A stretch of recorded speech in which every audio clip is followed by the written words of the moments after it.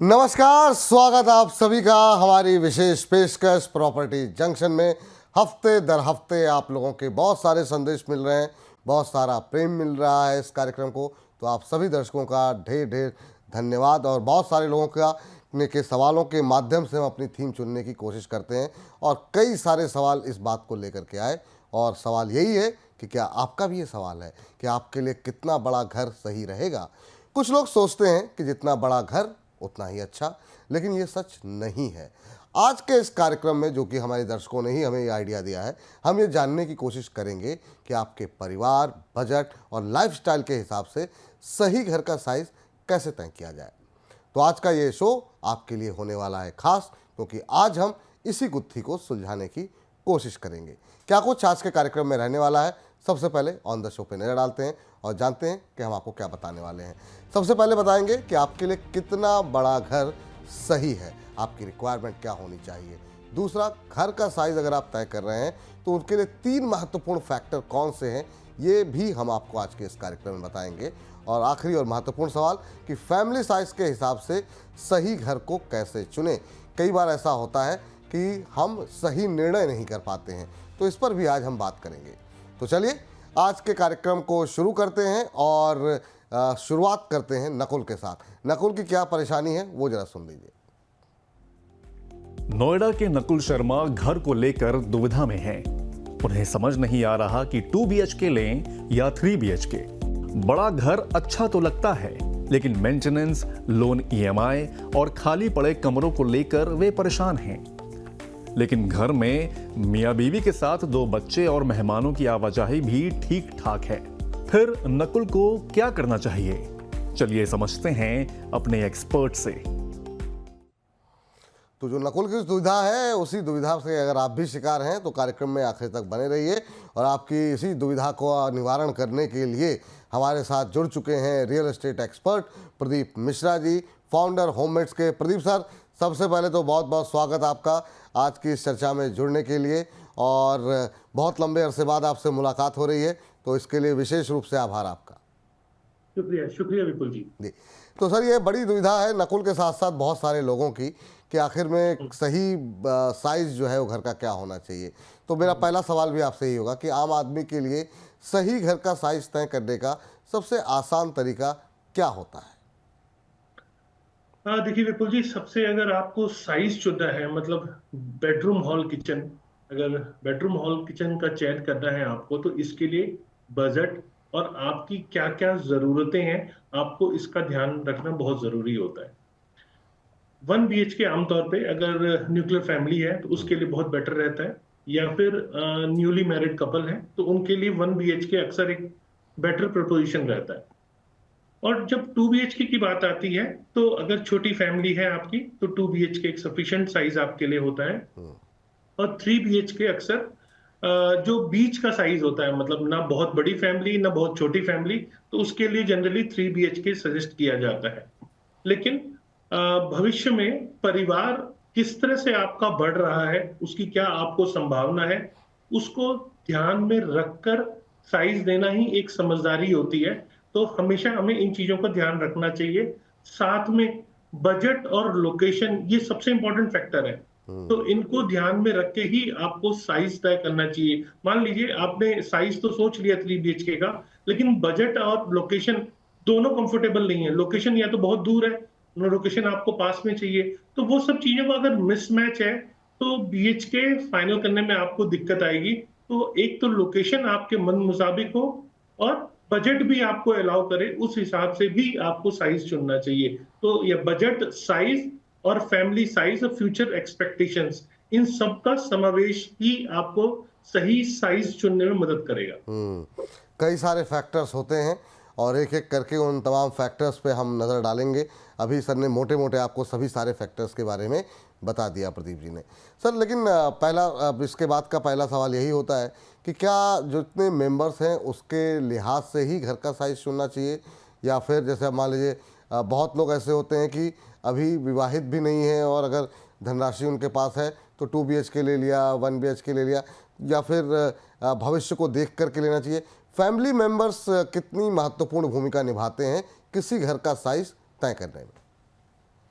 देखिए विपुल जी, बिल्कुल ये बात सही है कि फैमिली मेंबर्स कितने हैं उसी के हिसाब से आपको साइज तय करना एक बेटर विकल्प होता है। मतलब कि मैं कहूंगा ये सबसे अच्छा तरीका है। लेकिन अगर एकल सिंगल फैमिली है तो या न्यूली मैरिड है तो उसके लिए कई बार 1 BHK भी सफिशिएंट होता है। तो जरूरी नहीं है उसके लिए बहुत बड़ा साइज ले लिया जाए। और हाँ, अगर बच्चे और परिवार है साथ में तो 2 BHK और 3 BHK एक बेटर विकल्प होता है। अगर जॉइंट फैमिली है, जी। मतलब अगर माता पिता भी साथ में हैं, हम्म। मैं तो कहूंगा अगर आप माता पिता के साथ रह रहे हैं हम्म। तो 3 BHK या 4 BHK लेना आपके लिए एक समझदारी होती है। और साथ में ये हमेशा ध्यान रखना चाहिए कि फ्यूचर में आपकी जरूरतें क्या है। अगर फ्यूचर में आपको लगता है कि जरूरत बढ़ेगी कि मकान आप एक टाइम लोगे, ये नहीं कि हर 5 साल में आप मकान चेंज कर रहे हो और आप आज में जी रहे हो। तो आपको यहाँ फ्यूचर देख के प्लानिंग करनी है। तो अगर आपको लगता है कि फ्यूचर में आपको एक ज्यादा रूम की जरूरत पड़ेगी तो उस हिसाब से आपको आज प्लान करना है कि बाद में फ्यूचर में आपको जगह की कमी ना रहे। ठीक।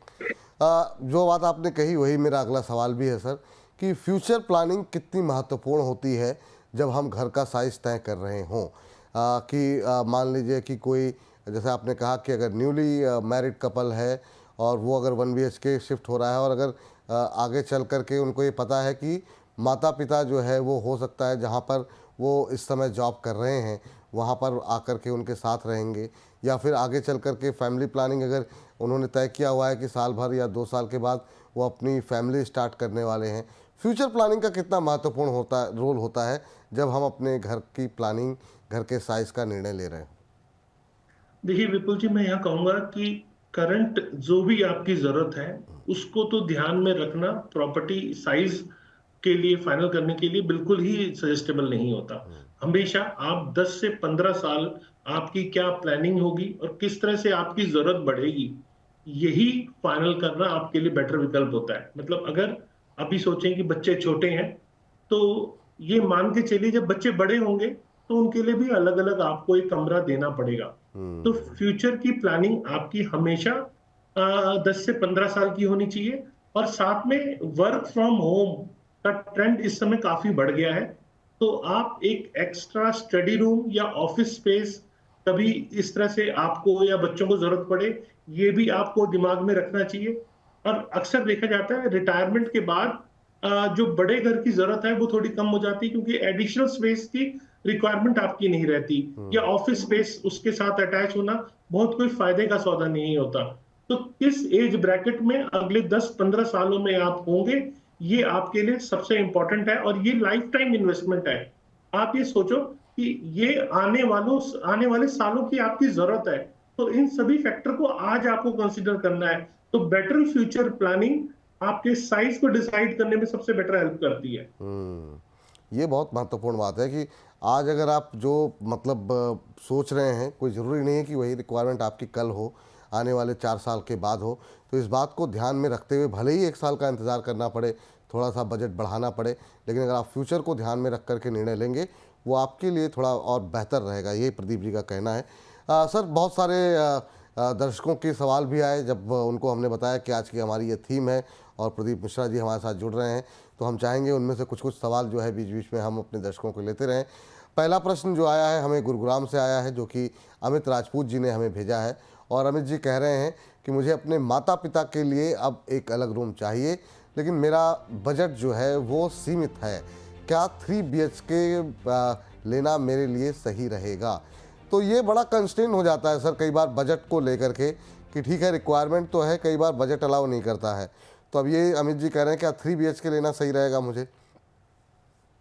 देखिए अमित जी, आपके लिए सबसे बेटर तो 3 BHK ही रहेगा, लेकिन सब्जेक्ट टू आपका बजट आपको अलाउ करे।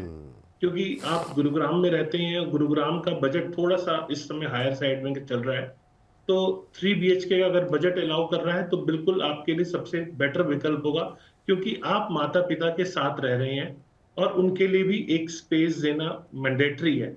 उनको थोड़ा सा स्पेस मिलेगा तभी वो प्रॉपर लिविंग कर पाएंगे। तो 3 BHK बेटर रहेगा अगर आप पेरेंट्स के साथ रह रहे हैं। यहाँ एक बात और इम्पॉर्टेंट है कि अगर आपका बजट कम है तो 2 BHK का बड़ा साइज भी आप देख सकते हैं।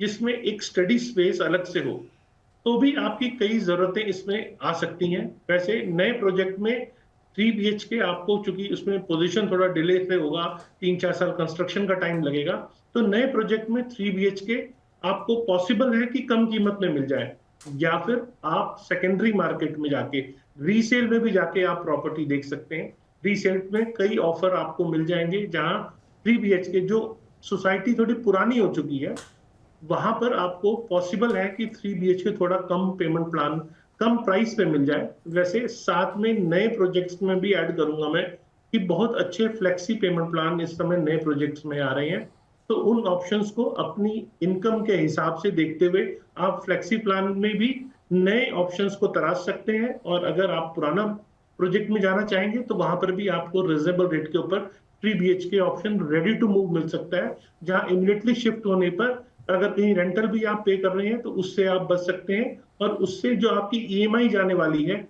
उसका भी एक फायदा होता है, क्योंकि कहीं ना कहीं तो आप वो रेंटल पे कर ही रहे थे ना, तो वो रेंटल अगर आप ईएमआई में पे करते हैं तो उसका भी सीधा फायदा आपको मिलता है। जी। इस बीच हमारे अगले दर्शक का भी प्रश्न आया हुआ है, लेकिन उससे पहले अपने दर्शकों को बता दें कि अगर आप भी अमित की तरह कोई सवाल पूछना चाह रहे हैं, कोई प्रॉपर्टी खरीदना चाह रहे हैं, या रियल एस्टेट को लेकर के आपके मन में भी कोई दुविधा है, तो आप भी हमसे सीधे जुड़ सकते हैं, अपना प्रश्न पूछ सकते हैं। 9354027995 ये हमारा व्हाट्सएप नंबर है, जिसमें कि आपको प्रॉप लिखना है, पहले PROP, और उसके बाद से आप प्रॉपर्टी लेने में इंटरेस्टेड हैं, किस तरह की प्रॉपर्टी लेने में इंटरेस्टेड हैं, अपने शहर की प्रॉपर्टी के बारे में जानना चाह रहे हैं, अपने बजट में आपके बजट में प्रॉपर्टी मिल पाएगी या नहीं, कोई भी सवाल रियल एस्टेट से जुड़ा हो आप हमें भेजिए, और हम जो है आपके प्रश्नों को हमारे एक्सपर्ट के द्वारा जो है उसके उत्तर तलाशने की कोशिश करेंगे। तो अपने प्रश्न हमें लगातार भेजते रहें, कोई सुझाव हो तो वो भी आप हमें भेज सकते हैं। 9354027995 ये हमारा व्हाट्सएप नंबर है। प्रॉप पहले ज़रूर लिख दें और उसके बाद से अपना प्रश्न भेजें। नाम और शहर का नाम ज़रूर लिखें, ताकि आपके शहर में प्रॉपर्टी किस रेट पे चल रही है, क्या भाव चल रहा है, वो हमारे एक्सपर्ट उसके बारे में स्टडी करके अवश्य आए। चलिए अगला प्रश्न लेते हैं। आगरा से है, जो कि रोहन सिंह जी ने भेजा है। कह रहे हैं कि ये भी प्रॉपर्टी में इन्वेस्ट करने की प्लानिंग कर रहे हैं। कह रहे हैं कि क्या अभी का मौका सही मौका है, आने वाले दिनों में प्रॉपर्टी के दामों में किस तरह का रुख देखा जा सकता है। सर, ये रोहन ही नहीं, बहुत लोग ये जानना चाह रहे हैं कि बहुत तेज़ी से प्रॉपर्टी की कीमतें बढ़ी हैं, क्या कोई हाल फिलहाल में उम्मीद है थोड़ी नीचे जाने की, या फिर और तेज़ी से ऊपर जाएंगी? अभी का मौका कितना सही मानते हैं आप प्रॉपर्टी में निवेश करने के लिए? देखिए विपुल जी, मैं यहाँ ये कहूंगा कि प्रॉपर्टी हमेशा खरीदने का सही मौका होता है, कभी भी ऐसा नहीं होता कि मौका गलत है। अभी कैसे है मैं ये आपको बताता हूँ। जब आप प्रॉपर्टी खरीद रहे हैं तो ये प्रॉपर्टी खरीदना, प्रॉपर्टी बाइंग बहुत इजी है। आप गए किसी एरिया में, आपने देखा और आपने पैसे दे दिए, दैट इज प्रॉपर्टी बाइंग।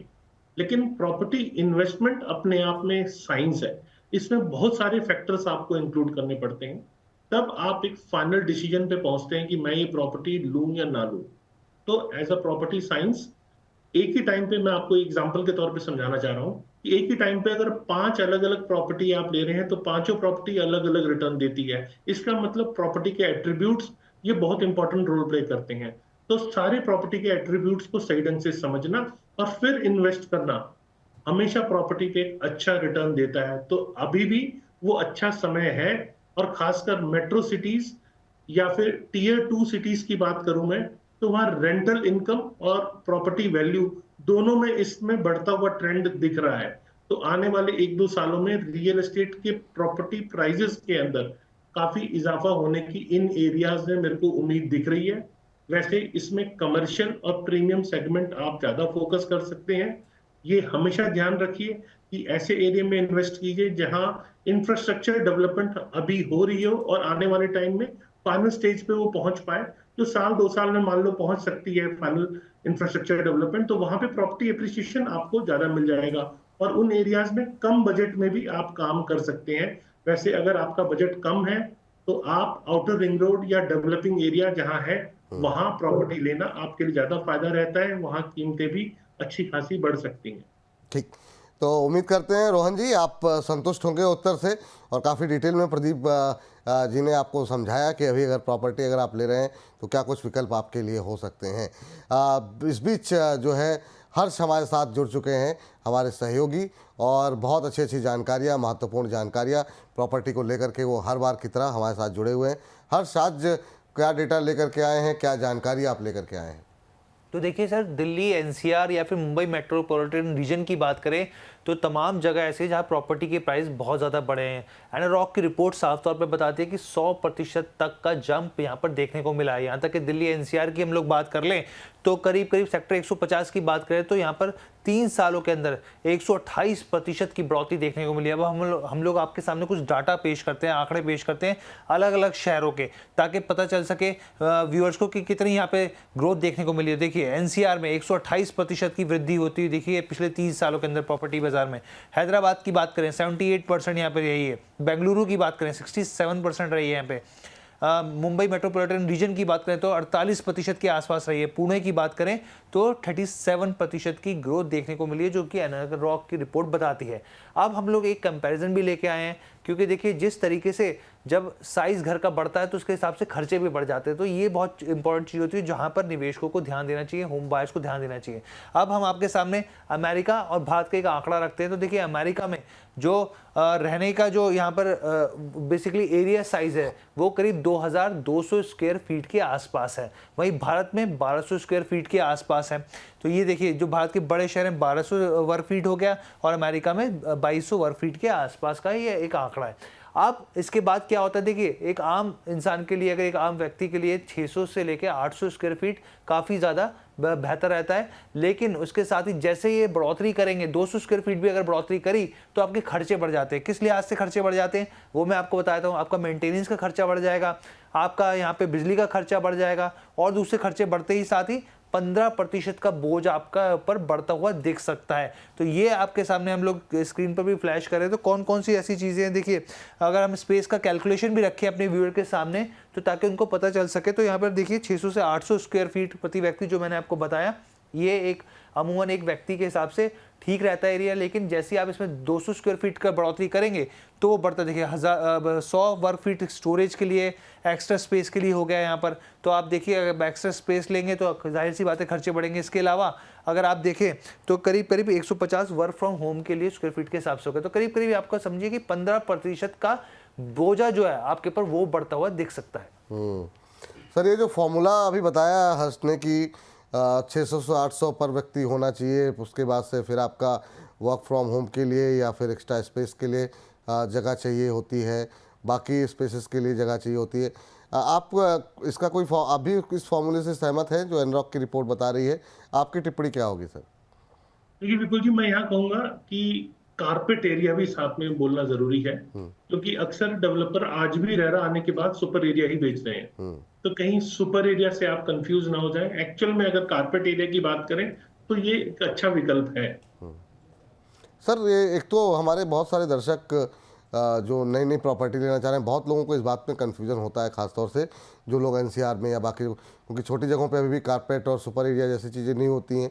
ज़रा थोड़ा सा डिफरेंस समझा देंगे आप कि कारपेट एरिया क्या होता है और सुपर एरिया क्या होता है, हमारे उन दर्शकों के लिए जो अभी जो है प्रॉपर्टी लेने जा रहे हैं और जब इन तरह के शब्दों का इस्तेमाल हो तो उनके लिए समझने में आसानी हो। देखिए विपुल जी, कारपेट एरिया को सरल भाषा में, एक आम बोलचाल की भाषा में अगर मैं समझाने की कोशिश करूं तो ऐसा एरिया जहां आप अपना कारपेट बिछा सकते हैं वो कारपेट एरिया है। मतलब इसके अंदर वॉल्स भी एक्सक्लूड है, आपका शाफ्ट भी एक्सक्लूड है, स्टेयर्स, लिफ्ट, लॉबी, ये सब चीजें एक्सक्लूड होती है।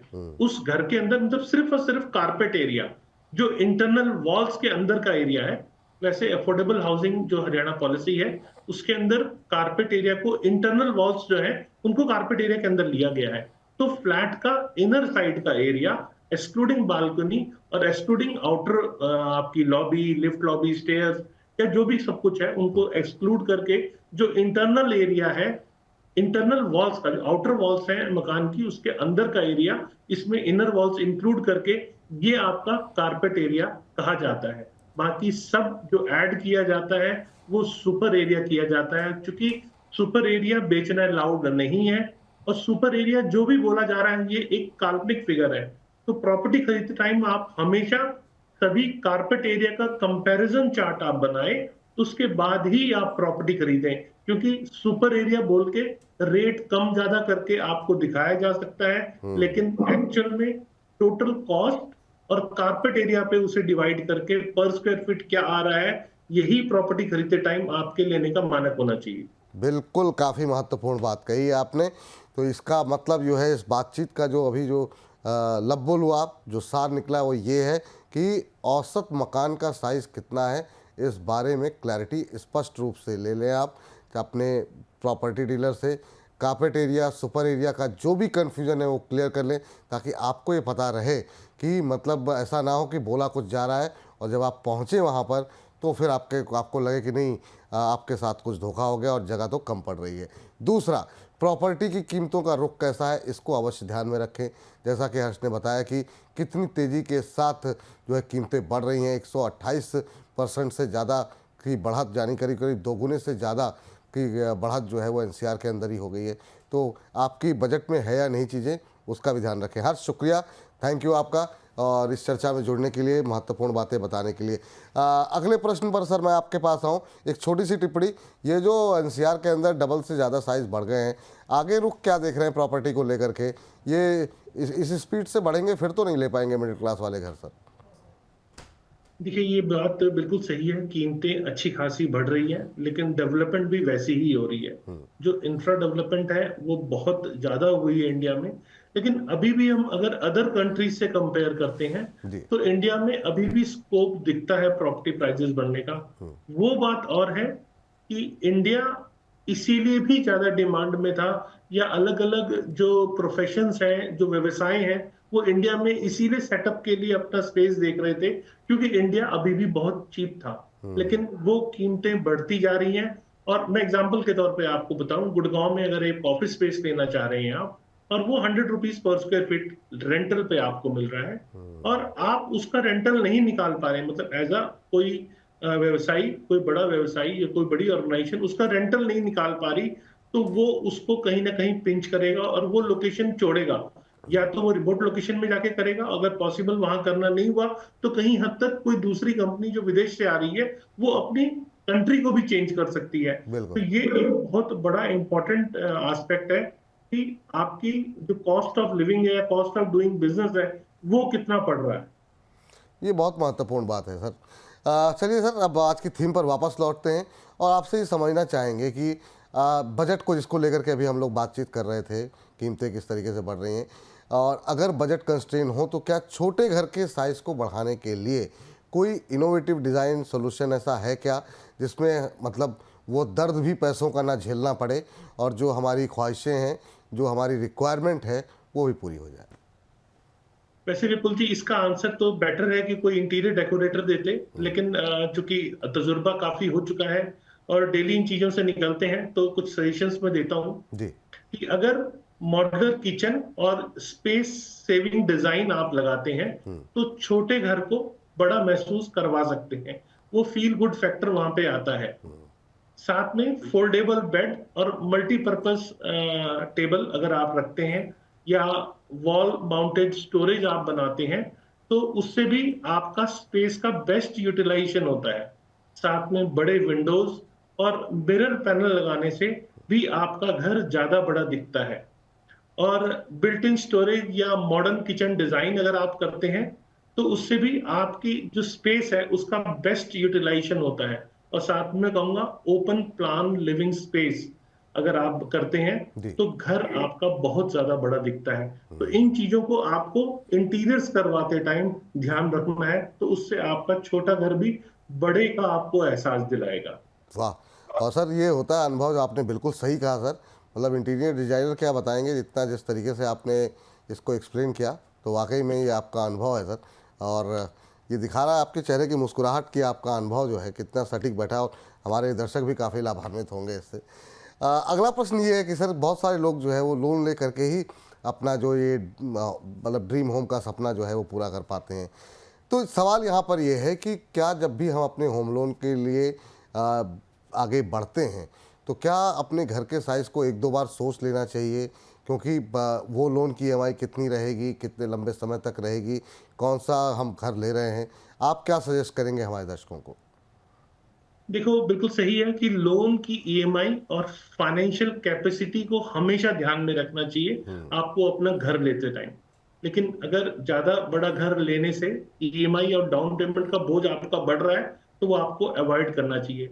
इनकम स्टेबिलिटी आपकी क्या है और कैसे वो फ्यूचर में प्लान होगी, ये आपका देखना और समझना बहुत जरूरी है, क्योंकि ये आपको ही देखना है। 20% डाउन पेमेंट जो है वो आपको ही बचाना, मतलब ईएमआई भी पे करनी है आपको फ्यूचर की, और 20% डाउन पेमेंट भी पे करना है, क्योंकि मार्जिन मनी पे करने के बाद ही आपको बैंक लोन दे रहा है। बिल्कुल। तो इसका ख्याल आपको रखना है। अगर 20% भी नहीं बचा पा रहे हैं और ईएमआई का प्लान नहीं बना पा रहे हैं तो बेटर है कि आप छोटे स्पेस में चले जाएं, क्योंकि फ्यूचर इनकम ग्रोथ का प्रोस्पेक्टिव, मतलब फ्यूचर में क्या आपकी इनकम ग्रोथ हो सकती है, वो डिसाइड करेगा कि घर कितना बड़ा होना चाहिए। तो इन सभी फाइनेंस रिलेटेड ऑप्शंस को पेपर पे नोट करना है और फिर डिसाइड करना है कि हम अब आगे कितना बड़ा साइज लें। अगर आप बड़ा घर ले लेंगे और उसको पे नहीं कर पाएंगे तो भी ये आपके लिए फर्दर फ्यूचर में एक बहुत बड़ी सिरदर्द बन जाएगा। तो ऐसी प्लानिंग बिल्कुल ना करें। पहले पूरी फैमिली मेंबर्स के साथ बैठ के एस्टिमेट करें और फिर फाइनेंशियल प्लानिंग करें और फिर प्रॉपर्टी बाय करें। बिल्कुल, तो इस बातों का आप लोगों को रखना है पूरा ध्यान। अब सर, ये दो चीज़ें हैं, एक तरफ है बजट और एक तरफ है हमारा ड्रीम होम, जिसमें कि हमने बहुत सारे सपने सजे हुए हैं। तो सही घर क्या हो सकता है अपने, जिसमें हम घर भी सही चुन लें और अपना बजट का भी ध्यान रखें? इसकी प्लानिंग का कोई तरीका हो सकता है? क्या बेटर तरीका हो सकता है? बहुत लोग ऐसा करते हैं कि ठीक है, देखा जाएगा जो होगा, अभी के लिए तो हम लोग आगे बढ़ जाते हैं, लेकिन बाद में जब वो ईएमआई का बोझ, घर के खर्चे, तमाम चीज़ें होती हैं तो बड़ी समस्या हो जाती है और फिर वो अपना सपना का घर जो है ना वो काटने को दौड़ता है और लगता है ये गलत निर्णय हो गया। कई बार ऐसा होता है, बजट है लेकिन छोटा घर ले लिया तो भी लगता है साल भर के बाद कि काश उस समय सोच लिया होता, तो अभी तो हम अफोर्ड कर सकते थे। 5,000 की ईएमआई जो है, 10,000 की ईएमआई अगर बढ़ भी जाती एक साल के बाद तो कोई दिक्कत नहीं होती। तो सही तरीका क्या है, कैसे संतुलन कैसे बनाए? देखिए, अगर आप सर्विस सेक्टर में आपको लगता है कि आपको वर्क फ्रॉम होम की जरूरत भी पड़ती है तो वर्क फ्रॉम होम के लिए अलग स्पेस होना जरूरी है, जिससे कि आपकी प्रोडक्टिविटी बढ़ती है। वैसे वास्तु के हिसाब से कहते हैं जहां आप सोते हैं, बेड है जहां, वहां बैठ के आपको काम नहीं करना चाहिए। तो इस एंगल से आप देखें तो आपके पास वर्क फ्रॉम होम के लिए अलग से एक डेडिकेटेड स्पेस होना चाहिए जो आपके बेडरूम से बाहर हो। दूसरा, एक्सटेंडेड लिविंग रूम या फिर स्टडी नॉक्स का अगर है उसके अंदर समावेश, तो ये एक बेटर ऑप्शन इसके अंदर हो सकता है। और बड़ी बालकनी या ओपन प्लान किचन से मिलने वाला जो एक्स्ट्रा स्पेस है, अगर वो मिलता है आपको तो भी आपके लिए एक बेटर ऑप्शन हो सकता है। साथ में मॉड्यूलर वर्क स्टेशन बना के आप उस जगह को जो आपके फ्लैट के अंदर है उसका बेटर यूटिलाइजेशन आप कर सकते हैं। इन चीजों को ध्यान में रख के ही आपको प्रॉपर्टी बाय करनी चाहिए। ठीक सर। हमारे साथ कुछ एक और दर्शक जुड़े हैं सर, जिनके प्रश्न आ रहे हैं लगातार, और एक और दर्शक जो हैं हमारी रुचि चौहान जी हैं, इन्होंने जयपुर से हमें अपना प्रश्न भेजा है और इनका सवाल ये है कि जो कि आप बार बार इशारा कर रहे थे कि इनको वर्क फ्रॉम होम स्पेस चाहिए, लेकिन कह रहे हैं कि 2 BHK में जगह कम है, क्या एक्सटेंडेड लिविंग रूम वाला घर सही रहेगा? तो 2 BHK के अंदर इनको जगह स्पेस कम लग रही है और इनका सवाल ये है क्या एक्सटेंडेड लिविंग रूम वाला घर इनके लिए बेटर रहेगा? देखिए, जो मेरा अभी प्रश्न का उत्तर था वो करीब करीब आपके रुचि जी के प्रश्न का बिल्कुल। जवाब मिल जाएगा। बिल्कुल, एक्सटेंडेड लिविंग रूम वाला जो है वो एक अच्छा ऑप्शन होता है, क्योंकि स्पेस उसके अंदर बड़ा दिखता है और अगर जरूरत पड़ती है, वैसे वो ऑथराइज नहीं होता लेकिन आप उसको भी कवर कर लेते हैं, मतलब बालकनी भी आप कवर कर लेते हैं, तो एक बड़ा ऑप्शन आपके लिए हो जाता है। मैंने अपने एक मित्र के घर में देखा, उसके बालकनी बहुत बड़ी थी और रनिंग बालकनी में कहूंगा, उसकी विड्थ थी अप्रोक्सीमेटली 7 फीट की थी और उनका जो 4 BHK का अपार्टमेंट था उसकी लेंथ भी काफी अच्छी थी, 1 साइडेड था। तो उसके अंदर मैंने ये फेल किया कि बालकनी का इतना बड़ा होना भी घर में एक बार फायदे का सौदा होता है, मतलब आप बालकनी को भी प्रॉपर यूटिलाइज कर सकते हैं। तो रुचि जी, आपके लिए मेरा पहले वाला आंसर और अब जो मैं बता रहा हूँ दोनों को मिक्स करके आपके लिए ये बेहतर विकल्प हो सकता है। तो आप हमेशा ध्यान रखिए कि वर्क फ्रॉम होम के लिए भी एक एडिशनल स्पेस आप जरूर रखें। ठीक सर। और आज की जो चर्चा रही है, बहुत अच्छा सार निकला है, बहुत अच्छी बातें निकल करके आई हैं। उम्मीद करते हैं हमारे दर्शकों को ये बात समझ में आई होगी। लेकिन आपको धन्यवाद करें उससे पहले अपने दर्शकों को हम बता दें कि बड़ा घर तभी अच्छा है जब वो आपकी ज़रूरतों के हिसाब से फिट हो। ज़्यादा जगह का मतलब ज़्यादा खर्चा भी होता है और ज़्यादा मेहनत भी, लेकिन सही घर वही है जो आपकी लाइफस्टाइल और बजट इन दोनों में फिट बैठता हो। प्रदीप सर, बहुत बहुत धन्यवाद आज की इस चर्चा में जुड़ने के लिए, इतनी अच्छी सलाह देने के लिए। उम्मीद है हमारे दर्शकों को सही फैसला लेने में, सही घर चुनने में, सही साइज घर का चुनने में उनको बहुत मदद मिली होगी। बहुत बहुत शुक्रिया आपका। तो ये समझ लीजिए कि घर के साइज चुनना सिर्फ स्टेटस का मसला नहीं है कि इनके पास है तो मेरे पास होना चाहिए, बल्कि ये एक स्मार्ट प्लानिंग का भी फैसला है। अपने परिवार के लिए सही स्पेस चुनिए, न कम न ज़्यादा, और बजट में चुनिए, तभी कहलाएगा वो स्मार्ट फैसला। तो ये आज के इस प्रॉपर्टी जंक्शन को हम समाप्त करने की ओर बढ़ रहे हैं। बहुत बहुत धन्यवाद आज का कार्यक्रम देखने के लिए। लेकिन अगर आपका कोई सवाल है, आपकी कोई टिप्पणियां हैं, तो बिल्कुल हमें अपने सुझाव और अपने सवाल लगातार हमें भेजते रहिए। आपके सुझाव से हमें अपने कार्यक्रम को और बेहतर बनाने में काफ़ी मदद मिलती है। और अगर कोई सवाल है रियल एस्टेट को लेकर के, प्रॉपर्टी बाज़ार को लेकर के, तो बिल्कुल हमें भेजें। प्रॉप लिखें और उसके आगे अपना सवाल जब भी लिखें नाम और शहर का नाम लिखें, ताकि हम ये हमारे एक्सपर्ट जो है इस बात का अंदाज़ा लगा सकें कि उस शहर में प्रॉपर्टी की कीमतें क्या चल रही हैं, किस तरह के आपके सवाल हैं। 9354027995 इस पर जुड़ा हुआ कोई भी सवाल हो तो अपने प्रश्न हमें भेजते रहें और आपके प्रश्नों के उत्तर हर शनिवार को हम आपको देंगे। तो फिलहाल के लिए प्रॉपर्टी जंक्शन को यहीं पर रोक लगाते हैं। अगले हफ्ते फिर मिलेंगे एक नए विचार के साथ, एक नई थीम के साथ। मुझे इजाज़त दीजिए फिलहाल के लिए नमस्कार।